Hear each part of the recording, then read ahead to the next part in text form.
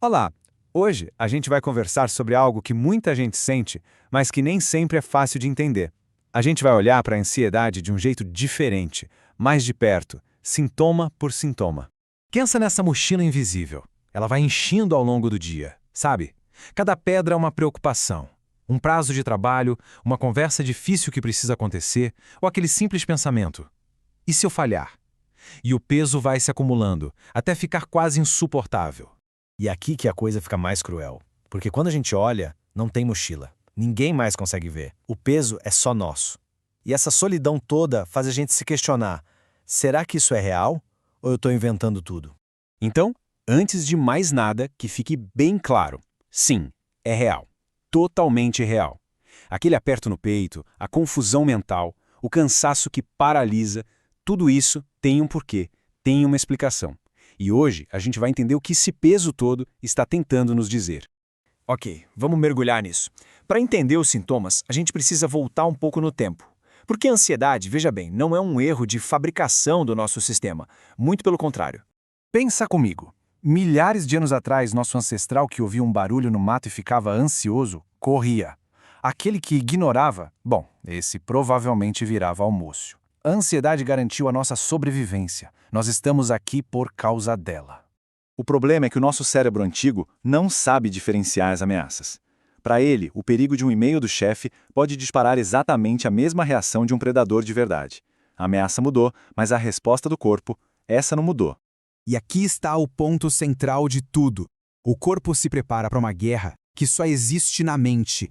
E toda aquela adrenalina, toda a tensão, tudo isso fica preso dentro da gente sem ter para onde ir. E é aí que os sintomas começam a aparecer. A ansiedade não é só um sentimento. É uma experiência de corpo inteiro. Muita gente passa anos em médicos de várias especialidades simplesmente porque a ansiedade dói. Ela se manifesta fisicamente. Aquela sensação sufocante, sabe? Uma pressão tão forte que faz a gente parar e pensar: será que eu estou tendo um ataque cardíaco?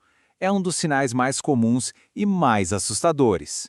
O que acontece, na verdade, é que na resposta de luta ou fuga, os músculos em volta das costelas se contraem para proteger nossos órgãos. O corpo está se preparando para um impacto que nunca vem. A dor é real, mas a causa não é o coração. E aquela sensação de ter algo preso na garganta, que parece que não desce, não é imaginação. Isso tem nome. É o nosso corpo, em alerta, tentando abrir mais espaço para o ar entrar para uma possível fuga. O resultado é essa sensação de sufocamento. Enjoo do nada? Dor de estômago antes de um evento importante? É o corpo sendo prático. Ele pensa: para que eu vou digerir o almoço se eu corro o risco de virar o almoço de alguém? Então, ele tira o sangue do sistema digestivo e manda para os braços e pernas para a gente poder correr. E esse talvez seja um dos sintomas mais perturbadores. A sensação de que o mundo ao redor não é bem real, de que estamos assistindo a vida por trás de um vidro. Isso não é loucura, é só o cérebro tentando nos proteger, se desconectando um pouquinho de uma realidade que ele achou intensa demais. Agora, vamos falar de quem escreve o roteiro. Porque se o corpo é o palco, a mente é o roteirista. E a ansiedade na mente tem uma assinatura bem clara: uma obsessão com o futuro. A mente ansiosa não liga para a probabilidade. Pode ter 1% de chance de dar errado. Ela vai focar nesse 1% e transformar em certeza.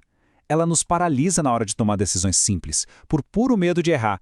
E a irritabilidade, aquela explosão por pouca coisa, não é raiva, é um sistema nervoso sobrecarregado pedindo socorro. Agora uma pausa importante.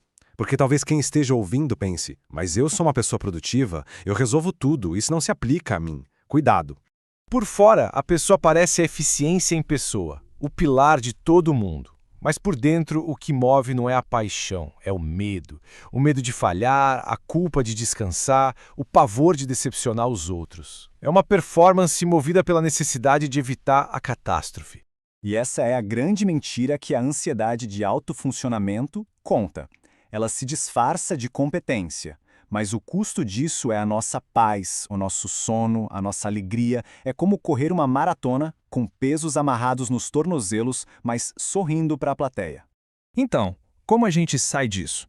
Não adianta só dizer relaxa. A gente precisa falar a língua do nosso corpo. A gente precisa hackear a nossa própria biologia para mandar um sinal de que está tudo bem. A neurociência mostra que o jeito mais rápido de acalmar o sistema nervoso é o chamado suspiro fisiológico. É bem simples. 2 inspirações rápidas pelo nariz e uma expiração bem longa e lenta pela boca. Isso manda um sinal direto para o cérebro. O perigo passou. Estamos em segurança. Agora. Quando a mente estiver girando sem parar no futuro catastrófico, a gente precisa trazer ela de volta para o presente. Usar os sentidos é a chave. Nomear 5 coisas que a gente pode ver, 4 que pode tocar e por aí vai. Esse exercício força o cérebro a se reconectar com o aqui e agora. E a ansiedade não sobrevive muito bem no presente. Uma outra forma de lidar é externalizar o sentimento, dar um nome para a ansiedade. Quando ela aparecer, a gente pode dizer: "Ah, lá vem ela de novo com as suas histórias." Isso cria uma separação crucial. Nós não somos a nossa ansiedade. Nós somos quem observa ela passar. Viver com ansiedade é exaustivo, mas essa capacidade de sentir tudo com tanta intensidade também significa ter uma enorme capacidade de se importar, de perceber o mundo de um jeito muito profundo. E isso, de forma alguma, é uma fraqueza. E se, em vez de tratar a ansiedade como uma inimiga a ser derrotada, a gente tentasse acolher, olhar para ela e dizer: "Eu sei que você está com medo, mas eu estou no comando, mas estamos seguros." A busca talvez não seja pela ausência do medo, mas pela coragem de seguir em frente, apesar dele.